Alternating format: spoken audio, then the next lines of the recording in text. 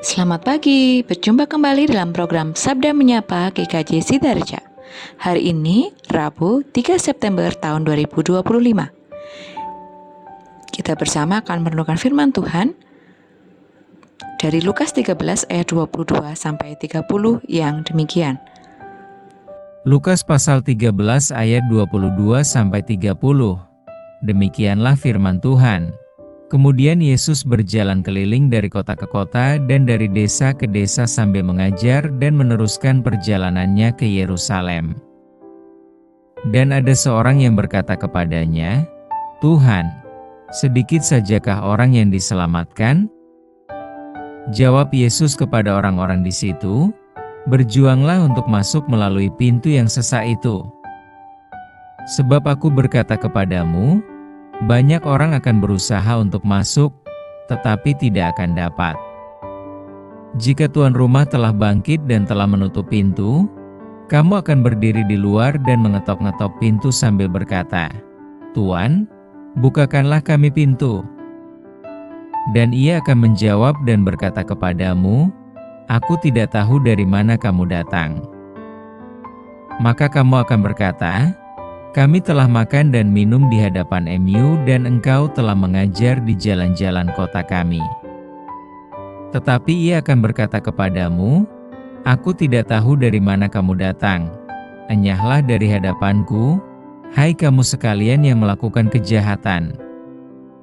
Di sanalah akan terdapat ratap dan kertak gigi, apabila kamu akan melihat Abraham dan Ishak dan Yakub dan semua nabi di dalam kerajaan Allah, tetapi kamu sendiri dicampakkan keluar. Dan orang akan datang dari timur dan barat dan dari utara dan selatan, dan mereka akan duduk makan di dalam kerajaan Allah. Dan sesungguhnya ada orang yang terakhir yang akan menjadi orang yang terdahulu, dan ada orang yang terdahulu yang akan menjadi orang yang terakhir." Tema yang akan kita bahas adalah mengenal dan dikenal Tuhan. Dengan jelas, Yesus menyampaikan bahwa kita tidak dapat menyelamatkan diri kita sendiri. Tidak ada satu hal pun yang dapat kita lakukan supaya kita diperkenan Allah dan masuk ke dalam kerajaan-Nya. Berjuanglah untuk masuk melalui pintu yang sempit di ayat 24. Artinya adalah berupaya mengenal dan dikenal oleh-Nya. Orang-orang dapat mengklaim bahwa mereka telah mengenal Yesus. Namun hal itu bukan berarti bahwa mereka dikenal oleh Yesus sebagai bagian dari anggota kerajaan Allah. Di ayat 25-27. Tanda orang-orang yang mengenal adalah mereka hidup sesuai dengan perintah Sang Tuhan dengan tidak melakukan kejahatan. Banyak orang mengetahui tentang Tuhan, namun sedikit yang mengakui dosa dan bertobat. Hukuman menanti bagi mereka yang tidak mengenal dan dikenal oleh Sang Tuhan. Mereka akan dicampakkan ke tempat di mana terdapat ratapan dan kertak gigi di ayat 28. Keunikan iman Kristen ditunjukkan dari apa yang Yesus jelaskan, di mana manusia tidak akan mampu untuk masuk ke dalam kerajaan Allah dengan kerja atau usahanya sendiri. Pertanyaan yang diajukan kepada Yesus merupakan bentuk keputusasaan karena tidak semua orang dapat masuk ke dalam kerajaan-Nya. Namun, tidak bagi Tuhan. Justru banyak orang akan datang dan duduk makan di dalam kerajaan Allah. Di ayat 29-30. Bagi manusia hal itu tidak mungkin, tetapi bagi Allah tidak ada yang mustahil. Marilah kita menguji diri, apakah kita masih benar-benar memiliki kerinduan untuk mengenal Allah? Pengenalan akan Allah tidak akan pernah selesai sampai kita meninggalkan dunia ini. Apakah kita senantiasa rindu untuk mengenal dan dikenal oleh-Nya melalui tindakan yang berkenan kepada-Nya?